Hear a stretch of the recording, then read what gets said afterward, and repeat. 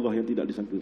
Sebab tu rezeki ni kita tahu, ada yang kita sangka dah, kita tahu. Contohnya contoh kita nak dapat duit bulan kan, kita kerja, kita tahu dah memang kita kerja hujung bulan kita dapat duit gaji 4,000, 5,000, kita tahu dah.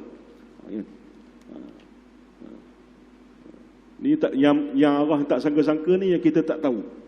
Kan? Kita tak sangka tu. Kita tak sangka. Kan? Sebab tu kalau kita tengok ada orang yang dapat nikmat dengan kita, mana kita bersangka baik barangkali dengan amalan dia tadi, maka Allah Ta'ala beri rezeki yang tidak disangka-sangka pada dia. Kan?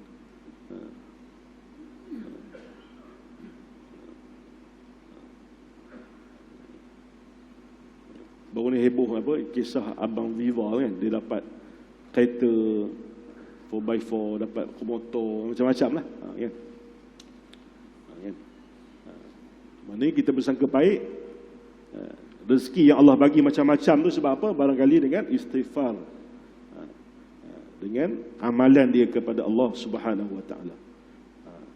Semoga dengan amalan kita juga pada Allah, kita diberikan oleh Allah daripada rezeki yang tidak disangka-sangka.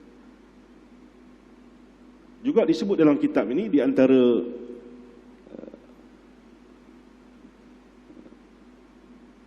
permulaan kita semasa kita beristighfar pada Allah, di antaranya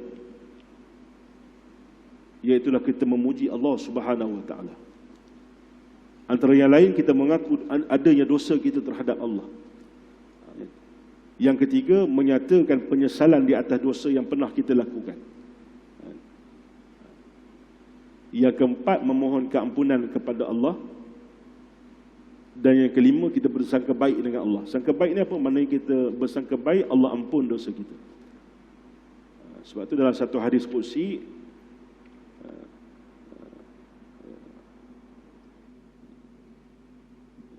disebut dalam sebuah hadis qudsi, ana inda zanni abdi bi. Allah sebut apa? Aku ni di sisi sangkaan hamba aku kepada aku. Maksudnya apa? Kalau kita bersangka baik dengan Allah, insya-Allah Allah juga akan bersangka baik. Allah Ta'ala akan mengurniakan segala hajat-hajat kita. Tapi kalau kita tak bersangka baik dengan Allah,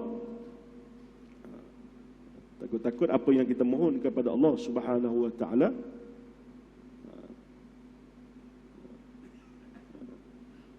tidak akan dimakbulkan oleh Allah.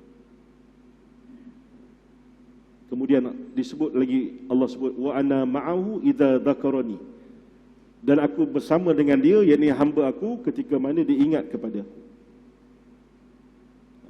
Dan dalam hadis qudsi tadi disebut, kalau dia ingat kepada aku akan ingat pada dia. Kalau dia ingat sikit pada aku akan ingat lebih daripada dia. Dan kalau dia ingat kepada aku dengan berjalan kaki, aku akan ingat pada dia. Berlari, maknanya apa? Kita ingat pada Allah sedikit, tapi Allah ingat kepada kita banyak. Sikit je kita ingat pada Allah, tapi Allah ingat kepada kita banyak. Kemudian kita tengok sedikit di antara lafaz atau bersirah istighfar. Antara dia astaghfirullah, kan? Aku memohon ampun kepada Allah. Antara juga disebut dalam kitab ini, itulah di antara lafaz istighfar, antara kita minta pada Allah, Rabbana ghfir lana dhunubana wa kaffir 'anna sayyi'atina wa tawaffana ma'al abrar.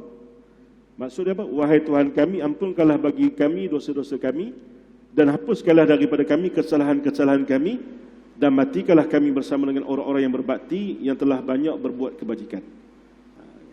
Tu. Kemudian di antara bentuk doa yang kita mohon pada Allah, antara yang lain, Rabbana zalamna anfusana wa illam taghfir lana wa tarhamna lanakunanna minal khasirin. Wahai Tuhan kami telah menganiaya diri kami sendiri, dan kalau Engkau tidak mengampunkan dosa-dosa kami dan memberi rahmat kepada kami, nescaya kami akan tergolong dalam golongan orang-orang yang rugi. Ini di antara doa-doa yang masyhur yang kita panjatkan kepada Allah Subhanahu Wa Taala. Jadi bolehlah kita minta doa dengan doa-doa tadi ataupun doa-doa kita yang lain.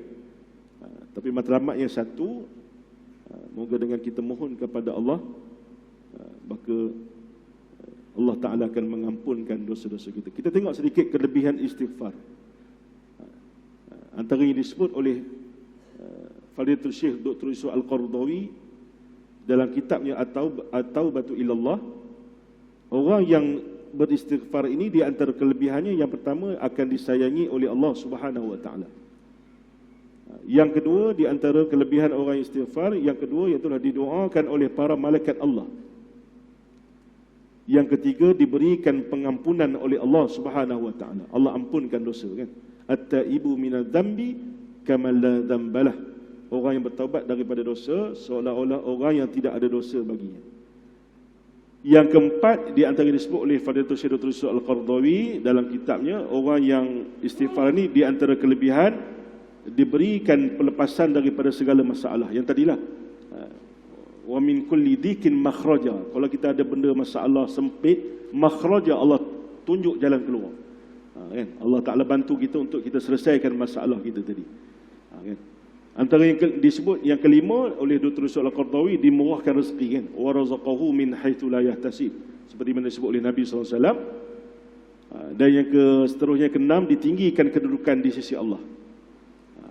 Dan yang ketujuh, yang terakhir, di antara kelebihan orang istighfar, iaitulah di antara ciri orang-orang yang beriman kepada Allah Subhanahu wa taala. Itu di antara yang disebut oleh Fadilatul Syekh Dr. Yusuf Al-Qardawi. Semoga kita mendapat kasih sayang Allah, kita didoakan oleh para malaikat, diampunkan dosa, diberikan pelepasan daripada masalah, dimurahkan rezeki, kita diangkat darjat oleh Allah. Dan yang ketujuh, kita semoga dengan kita bertaubat tadi, kita beristighfar, di antara ciri-ciri keimanan kita kepada Allah Subhanahu wa taala. Jadi itulah sedikit yang dapat dikongsikan pada tengah hari ini, iaitu di antara kelebihan istighfar kita pada Allah. Semoga Allah Ta'ala ampunkan dosa saya dan kita semua.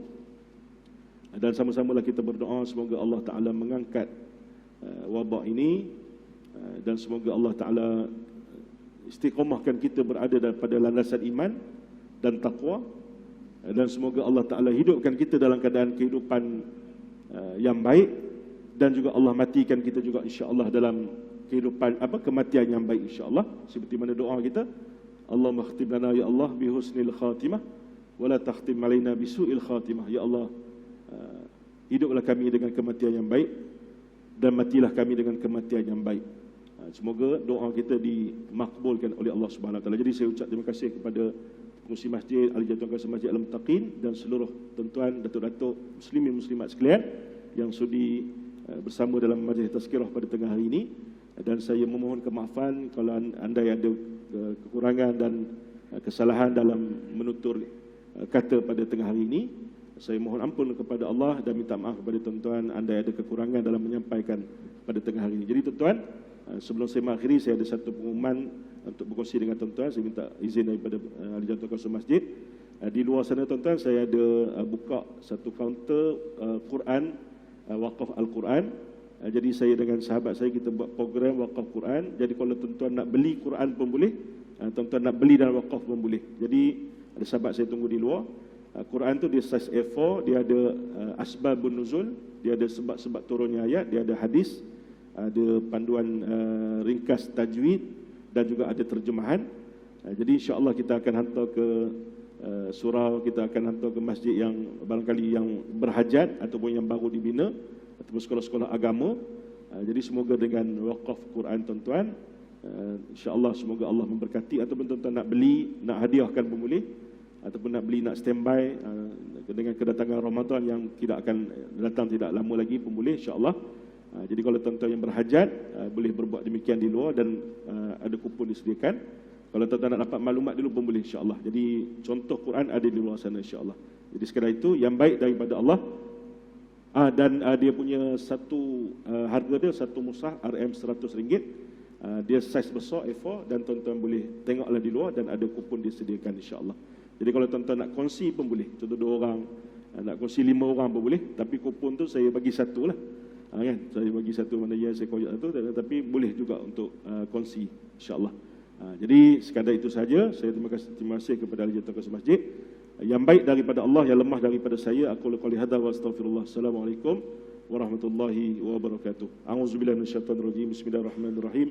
Alhamdulillahirabbil alamin wassalatu wassalamu ala asyrafil anbiya'i wal mursalin wa ala alihi wa sahbihi ajma'in. Allahumma ja'alna minat tawabin waj'alna minal mutatahhirin waj'alna min ibadikas salihin. Rabbana zalamna anfusana wa illam taghfir lana wa tarhamna lanakunanna minal khasirin. Wa sallallahu ala sayyidina Muhammad wa ala alihi wa sahbihi ajma'in. Walhamdulillahi rabbil alamin. Taqabbalallahu minna minkum.